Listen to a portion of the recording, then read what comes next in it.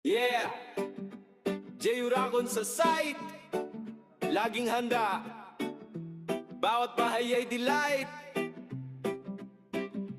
Puso sa gawa, dedikasyon ang dala. Sa bawat tahanan, solid ang resulta. Yeah! Si J. Uragon Blow, kontratista ng mga bahay. Hard hat suot, plano laging sabay. Semento't kahoy, bawat pako ay tama. Team niya masipag, bawat araw may drama. May vlog sa YouTube, buhay sa paggawa. Kwento ng pawis sa tawa, bawat hakbang obra. Sa init man o ulan, tuloy ang laban kahit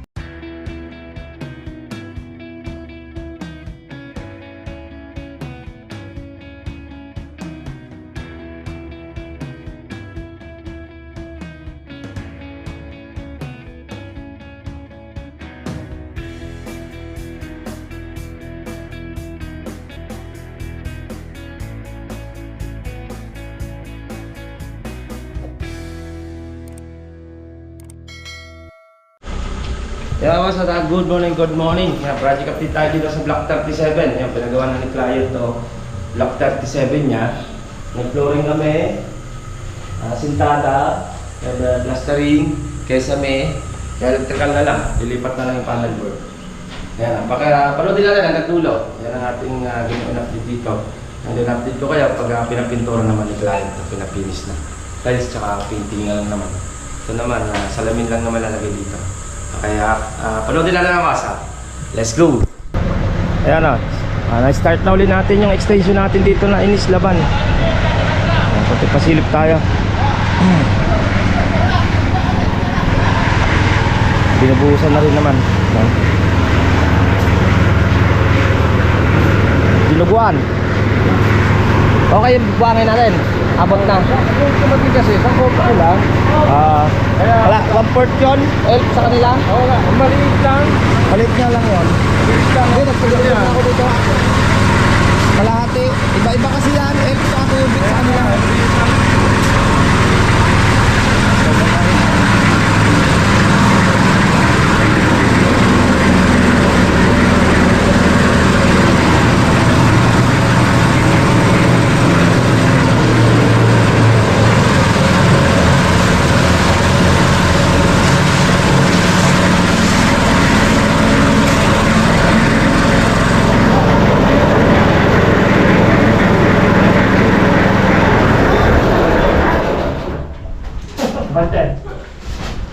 Eto, Kulino, naka-fix na to? Wala pa? Wala pa? Oo. Dito, yun yung ano mo, ordinary. Meron to ordinary. Tsaka doon, sa sulok. Saan? Oh, doon, meron pa ito sa sulok eh. Lagyan na lang sa may sulok na yun, no? Sinurip. Kasama niyan.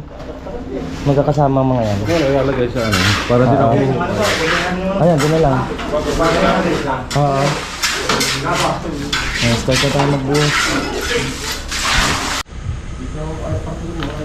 Ayan ba, at ay nabuhusan na natin yung flooring. Okay na. At naasintadahan na rin doon sa dulo. Close na yon, yung bintana na yon. Kwenta lang naman ng height nun para malagyan ng cabinet sa taas. Sa kitchen kasi ilalagyan ng lababo yan doon.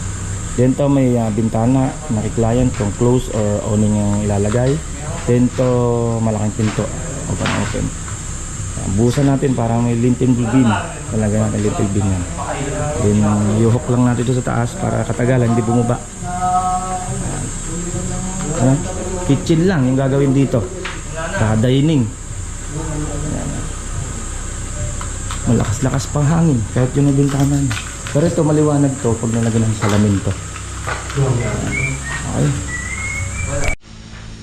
Ayan mga boss, at kunting pasilip tayo. Ayan.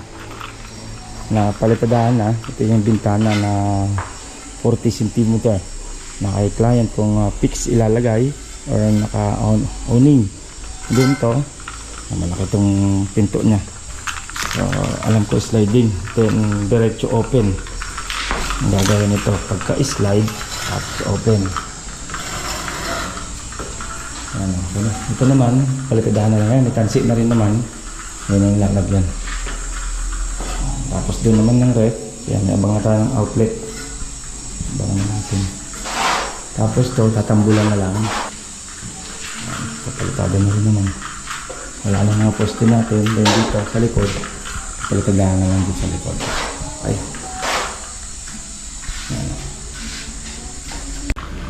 Ayan, check natin to. Ayan, kesame na tayo. Kesame na. Then to, may tambol lang naman ng konti. Gawa nun. Tambol lang na rin naman. Gawa ng PVC. Gawa ng CR yan.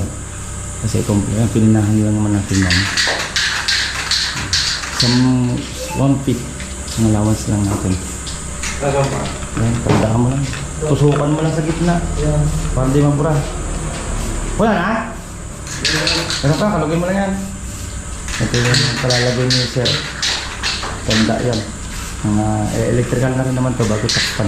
Wala yan. Ayan, bintana na ng ano, nabago, okay na rin naman. Dito naman yung rep niya. Okay, sami na tayo. Okay. Ayan nga boss, at nakabit na yung ating Hardeflex. Ayan, abang na rin yung mga pin light. Ayan, daming pin light niyan. 1, 2, 3, 4, 5, 6, 7, 8. Tsaka ito, sa center light lang. Pag-isipan mo na kung alin dito yung nilagay ni client. Or yun, at tsaka ito siya, hilahin lang naman yan doon. At may abang naman tayo dyan, pang bracket. Okay, ito naman, kusina lang naman lalagyan ni client dito. Ito yung lababo niya. Yung kanyang ref, doon sa dulo. Okay, and, kaya tinambulan lang natin yan. Nandyan kasi yung tubo ng second floor na CR. Okay, ayan. At, ang gagawin na lang namin dito, electrical. Hintay ko na lang yung panel board tsaka mga breaker. Kasi huhugutin na namin yung electrical ng mismong unit na Linea. Dito na ilalabas lahat. Kaya 14 branch yung pinabili ko kay client. By Sabado siguro, baka may kabit na namin. Kasi yung breaker ng nasa loob na yan, nandyan mismo sa loob niyan. Di ko sure kung nasa tapat nito o parte dito. Hugutin lang naman namin yun. Tapos lilipat na lang namin. Okay? Yan natin ang kunting pasilip. Kasi yan ang kunting natin pasilip. Update ko kayo pag pinapinisan ni client. Ito lang naman yung gagawin namin. Yan. Yung wall part. Yung wall niya yan. Yung plastering. And then itong kesame. Tsaka itong flooring. Yung ginawa lang naman namin. Okay? Yan natin ano dito. Update ko na lang kayo. Sa sunod natin kung pinisan ni client to. Okay? Ito yung gagawin lang dining area lang naman. Yan ha? Kaya kawas, yan ang ating kunting pasilip dito sa Block 37 ng Lemburong sa Phase 3. Yan, na-plastering na. Saka nakaisamihan na rin naman yung dito. Nakaisamihan na. Okay, update ko na lang kayo kung ipapapinish na sa amin ito ni client. Electrical na lang naman gagawin namin dyan. Okay, Block 37 ang extension na kitchen at saka dining area. Ang ginawa namin dito, ito flooring, plastering, tsaka sentada, wall, and then kesame, tsaka electrical. Okay, ingat-ingat tayo boss ha. Next update ko sa ibang project naman. Okay, mamaya. Ito pong J. Uragon Vlog, napakaganda po ng channel na ito, no? Tungkol po ito sa construction. Actual construction po ang channel na ito, no? Pag pinanood nyo po ito, panalo po kayo sa channel na ito. Napakaganda po ng mga video niya. Lalo na pong magaganda, no, yung mga iba't ibang design niya. Kakaiba po yung mga iba't ibang design niya sa mga kisame. Subukan nyo pong panoorin J. Uragon Vlog na ito. Matutuwa po kayo pag pinanood nyo po yung mga video niya. Maraming salamat po.